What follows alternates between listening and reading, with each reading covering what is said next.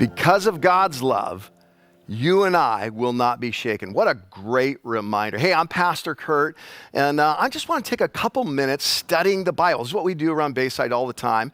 We're going to look at Romans chapter 12. There's a little tab right there for your notes, or you just take some notes on a piece of paper, and let's ask this question: how can we reboot every single relationship in our lives?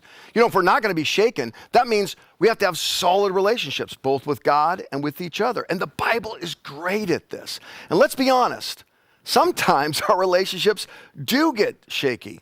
I remember one time we had the opportunity to present our ministry. I was working with a campus ministry at this time in front of a very wealthy foundation. We were writing a grant for them. It was an opportunity of a lifetime. In fact, very, very few organizations got this opportunity. Man, we did months of research. We had all the stats. We had all the arguments. We had grant writers that helped us craft it. And on the morning of the presentation, we got this advice that we needed to change the executive summary. You know what that is? That's the front page of the grant proposal. It's the most important part. We made the changes. They were genius. We were moments away from the presentation. We just said, all we have to do is print out the executive summary again. So we hit print on the laptop, and I bet you can guess what happened. Nothing happened. In fact, what happened is we got this error code, unable to start the printer. Error code 122, error, #3145. How many have gotten that error code before? What does it mean even? I can't find the printer. There's low ink on magenta or yellow. I'll tell you what that error code means. It means every time that Satan was cast out of heaven and into my printer. That's what that error means. I started to panic. First, I hit the return button on my laptop about 50 times. Then I slapped the printer like that would do good. And then I came to my sense. I did what you're supposed to do, what all of you already know what to do. I yanked that plug out of the wall, I cut off the power, and I rebooted the printer.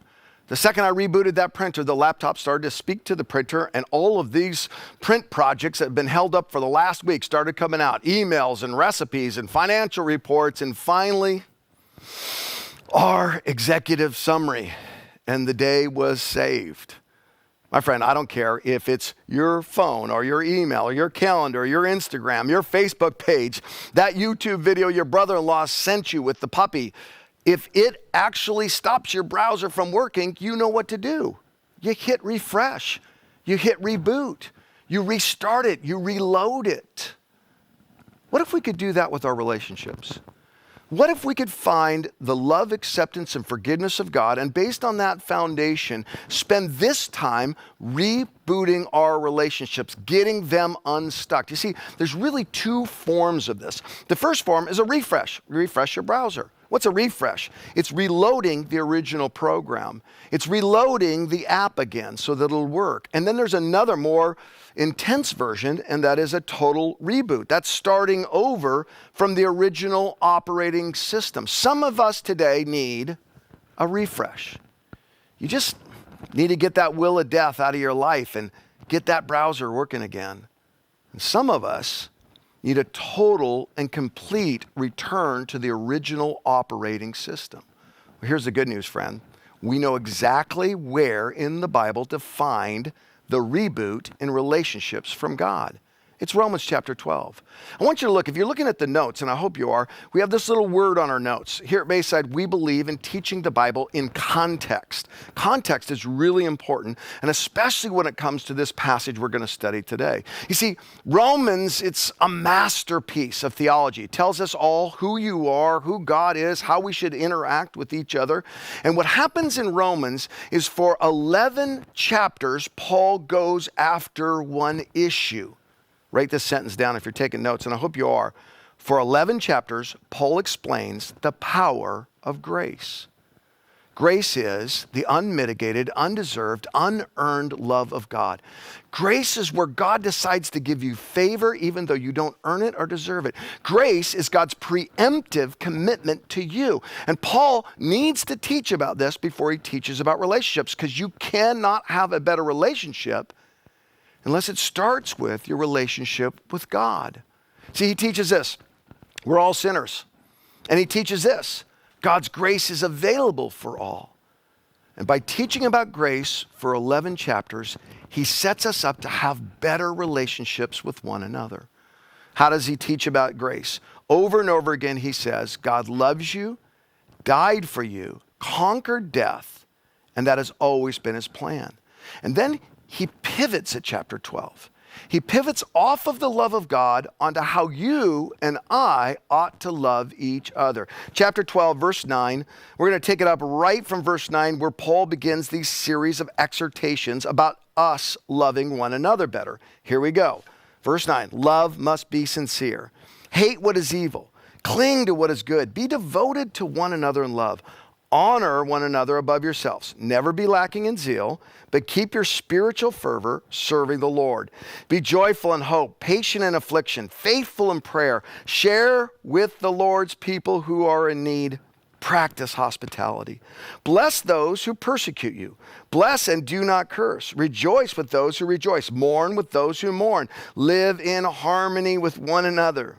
Do not be proud, but be willing to associate with people of low position. Do not be conceited. Were you counting? 21 relational exhortations there. 21. Why does Paul give us so many things to do in terms of our relationship? I'll tell you why. Because we need it. Because we don't do relationship that well. You put a little bit of stress on us, and why? Our relationships start falling apart. You see, there's nowhere on your notes for this. You just got to find some white space to write this down. Why should we refresh our relationships? I was thinking about this week. There's 4 reasons. First of all, chaos is doubling in our world. We've given ourselves too much information too fast, and we've become too tired. It's more and more chaos. Comparison is also dividing us. We're looking at one another with jealousy nowadays. We have constant condemnation in our souls that somehow our life isn't measuring up to everyone else's lives. Chaos is doubling, comparison is dividing, and confidence is dissolving. Anxiety is on the rise in our world. More and more young people, more and more middle-aged people, more and more kids, more and more marriages that I talk to as a pastor are dealing with the issue of anxiety. If chaos is doubling and comparison is dividing and confidence is dissolving, here's the true casualty. Connection is dying. Do we really know how to be friends anymore? Do we really know how to keep deep and satisfying relationships in our life? We've gone so good at networking, but I think we've suffered in actually being friends. What would happen if we did Romans chapter 12? Here's the bad news. Our relationships were stressed way before the pandemic, way before there was any problem with viruses. You and I in this culture saw divorce on the rise, uncivil dialogue on the rise, and an increasing conflicted culture. Some of us have come into this pandemic with pre-existing conditions in our relationships. But there's good news too. Could it be that this pause, this quarantine, this disruption of our daily routine is an opportunity? Could it be that this is our chance to reject chaos and comparison and double down in confidence and connection with each other? I think right now, if we apply this stuff, there's a marriage out there that could be saved. I think right now, sir, if you really take this, I know it's hard when you're on the couch and listen, but if you really take this material serious, your relationship with your son can be saved. Somewhere there's a couple roommates and you haven't talked to each other in a month. It's miserable in your apartment. This could be the day of change for you. Let's not let chaos or comparison cause us any more anxiety. God wants us to connect. If we'll work his word, it will work. How do you do it? What's the practical application here, Curt? What is Paul really saying here? How do we refresh our relationships? My son, he worked in IT for a couple of years. He told me this story a couple of weeks ago. He had this panicked teacher call him and say, my computer is dead. I 100% absolutely have lost all of the kids' records. Is there anything you can do? I cannot get this computer to come on. He raced right up to the high school. He ran into the classroom. He looked at the CPU, and he couldn't get it to come on either. And then he paused and he looked at the monitor and he took his index finger and he pressed the power button on the monitor and the monitor came on. My friends, sometimes it's just as simple as turning the power on in our lives. And sometimes we need a monitor in our lives. We need something in our lives to tell us the direction to go. I'm going to talk about 4 principles right now. 4 principles that will both turn the power on in our life and cause God's word to monitor how our relationships are going. Are you ready for them? Here's the first one. Refresh, simple, decency. I got to tell you, my friend, nice in the end is going to win. And this is what Apostle Paul is saying. He's saying, be sincere, hate what's evil, cling to the good. Don't let your heart become cynical. There's a power in just deciding to be simply decent, just being nice. In fact, if you look at this passage, there's 3 key words in here. Think about each one of these words. The first one is sincerity. Let love be sincere. What does that mean? It means that I cultivate in myself affection for others. My friend, each and every one of us have a little old man living inside of us. He's that get off my lawn. He's grumpy and cynical, and the more our life gets on, the more he has to complain about. Come against that little old man in your life. Put a smile on your face. Sincere love means that I don't have an agenda with anyone in my life. I'm just being nice because nice is right. And then there's another word. It's the word honor. Now, I love this word honor. What honor means is that I'm cultivating not just affection, but I'm cultivating meaning for others. I'm noticing people. You know what powerful things can happen in your world if you just start noticing the people around you more? Really listening, complimenting them, being in awe about who they are and what they can do. It's so easy to figure out what's wrong with each other. It's much harder to give the gift of honor. But when you give that honor, when you cultivate that noticing of people, it has a huge impact on them. So cultivate that sort of affection, that sincerity, cultivate honor. And then there's a last word in there. He says, not only to be sincere, not only to honor, but to have zeal. What does it mean to have zeal? A lot of times we think about zeal, we think about preachers on the street corner preaching against hell. That's what religious zeal kind of means to us. But that's not religious zeal to the Apostle Paul. This is so cool. You know what religious zeal to the Apostle Paul means? It meant cultivating harmony. The most zealous, passionate religious people get along well with others. If you're a religious person and you don't get along with anyone and you're online correcting everyone's theology and you're always fault finding, you are not zealous in the way that the Apostle Paul teaches. What would happen if you and I had a zeal for harmony, a passion for harmony? I guarantee you who does? Jesus Christ. That's why he came and died for us so that we could be reconciled with God and reconciled with each other. Okay, that's point number 1. Simple, straightforward, decency. What's point number 2? Refresh daily devotion. What does it mean to refresh daily devotion? We preached about this a lot and taught about it a lot in the last few months. It means to take care of yourself spiritually. God wants us to put others first. We'll talk about that in a second. But he wants you to take care of your soul as a primary objective of your life. What does it mean? It means to practice hope, to be patient in affliction, and to be faithful in prayer. Are you getting that quiet moment in the morning? Man, don't do it where you're doing your Zoom calls. You can't meet with God in the same place you're doing your Zoom calls, my friend, or your team calls or your Skype calls or whatever. Find another spot. I've been taking my allergy medicines and going out in the backyard because meeting with God in prayer is what causes me to be patient in affliction and develops the hope in my life. So number 1, you want your relationships to reboot, you got to have simple decency. And number 2, you have to have daily devotion. You have to refresh that. And here's the one I really want to teach on. You have to refresh personal deference. Personal deference, you heard that right, not personal preference. That's what our culture loves. I'm talking about personal deference. See, our world loves preference. We're dying right now. We're going through withdrawals. Why? Because we can't get Amazon in 24 hours. Oh God, I want a dress and some tools and a hose, and I need some crispy treats, and I want them all in the same box, and I want them to get here in 24 hours on Amazon double prime with glory. My friend, I think it's a good thing that we can't get everything we want. Let's think about this. Is preference really making us happier? This idea that we get everything we want right when we want it, is it increasing our marriages? Is it building our friendships? Is it creating a national dialogue where we're loving each other better and talking intelligently and reasonably about all of our problems? Or could it be that putting preference above deference is harming us? What is deference?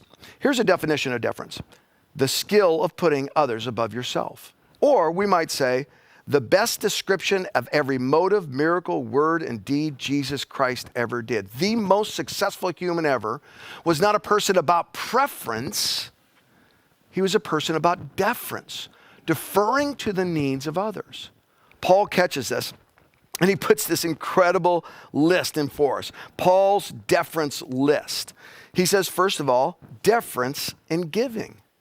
He wants you to share with those who have needs. You know what I did this week? I sent the gal that cuts my hair enough money for a haircut and a tip that I didn't get. And I sent it to her because she's a small business owner, and I think she's a courageous business person, and I want her business to do well.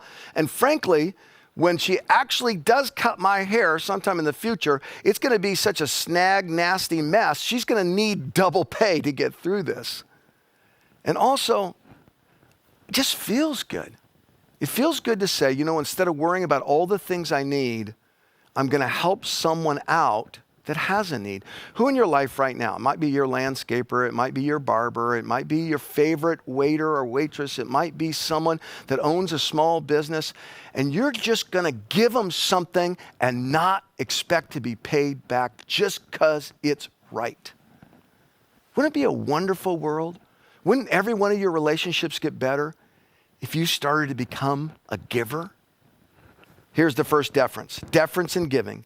He says this: share with the Lord's people who are in need. Then he moves on. Deference in serving.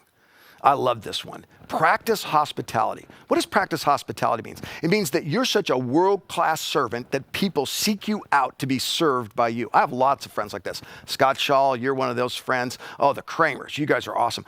My friend Olivia, she knows how to practice a particular form of hospitality. I think it's just a spiritual gift. It's called a charcuterie board. Charcuterie. That's right, Isabel McCourt. I'm using French in my sermon. I don't even know what the origin of charcuterie is. I just like saying charcuterie, and more than saying it, I like eating charcuterie. Look at this charcuterie board she makes. I mean, this thing, it's nuts and cheeses and jams and meats and nuts and cheeses and jams and meats, and oh my goodness, you sit down before that thing, it's like every single little bit of it. Go in for the close-up, guys. Every single bit of it has been perfectly arranged just for me. I got a question for you. Who needs to be waited on in your life? Who do you need to flip the towel over the arm and just go straight up to them and do your best French waiter routine and serve them and treat them with hospitality? I'll give you a little hint who it is. I know who it is. Whoever in your household annoys you the most, you go charcuterie them. Go serve them. Go practice hospitality. You know when it's really hard to stay mad at someone? When they're feeding you and loving you and serving you. So, first of all, Paul wants us to do the deference of giving, then the deference of serving. By the way, every single Friday, we're doing Family Meal Friday, hashtag Family Meal Friday. Man, I encourage you, get those family meals going. And here's the third one, and this one's really going to hit home for some of these households. Deference in arguing. Deference in arguing. Bless those who persecute you. Bless and do not curse. You know what's really exhausting? Being right. It's really super exhausting to be correct all the time. I'm going to give you some advice, my friend. Can you go one whole week and lose every single argument? I mean, the one about the thermostat, that's a big one. I want you to lose it every single day. Who picked up those dishes? I want you to lose that argument. Who's had the bad attitude and who had the snippy voice and who needs to learn to appreciate what you do in your household a little bit more? I want you to go on a losing streak because I don't want you to be as tired as you are. When you're defending every single one of your preferences, you're exhausting yourself. But when you lay down your life, by the way, does that remind you of anyone? Who had the ultimate ability to win the argument but didn't? Jesus Christ. He laid down his life. Someone in your house is having a contentious time with you. I want to encourage you to stop winning the arguments and start winning the person. So Paul wants us to have deference in giving and deference in serving and deference in arguing. And the last one is this: deference in understanding, deference in empathy. You know what's really hard to do sometimes? Let yourself feel emotions. Some of us, we've gone through this defining moment holding our emotions so tight that, well, we're hurting the relationships around us by holding our emotions that tight. Some of us, we're afraid that if we laugh, that it won't be respectful or it won't actually feel correct or right. I want to tell you, my friend, the joy of the Lord is our strength. You can mourn and laugh at the same time. You can be sad and stressful and find joy at the same time. Let yourself laugh. Let yourself reconnect with the joy of the Lord. And if you've got someone in your life who's laughing, you laugh with them.